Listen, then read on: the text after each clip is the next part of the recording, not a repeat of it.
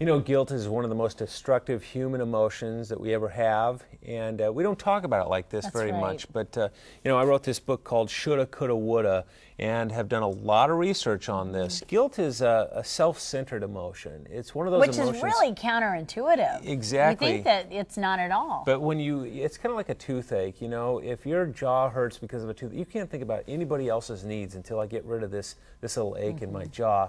Guilt is the same way. You've got to get rid of that. You've got to free yourself. You've got to find forgiveness from yourself, from God, from anybody else that you need to move beyond it. Guilt keeps you focused on the past, which is very different than the kind of sorrow that says, you know, I genuinely want to be different now, and you focus on the future and just making it right now. Yeah, and life is designed to be lived in the here and now, the present, and guilt will continually pull you back into your past. So, that being said, how do you do that? How do you move beyond that? How do you find forgiveness? How do you live more fully in the present? Well, I think, you know, you've got to realize, wow, you know, the focus should be, who have I offended?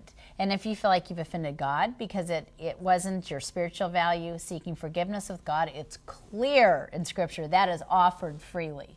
If you feel like you've offended your spouse, you need to initiate that and make sure that everything in the relationship that you can think of is free and clear.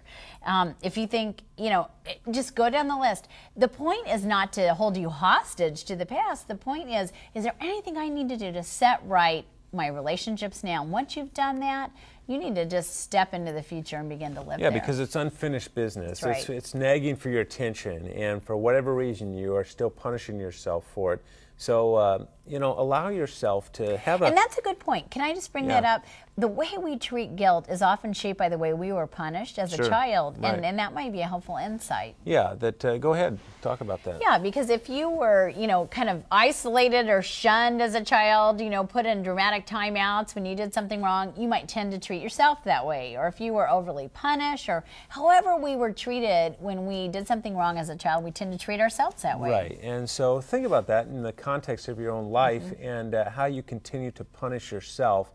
But the goal here, obviously, is to move beyond it and have a marker for that, that there's going to come a point where you make a decision, because that's ultimately what it comes down to, a decision not to keep looking in that rear view mirror and focused on whatever it is that's making you feel most guilty about this. Well, and making a wrong choice that you are genuinely sorry for.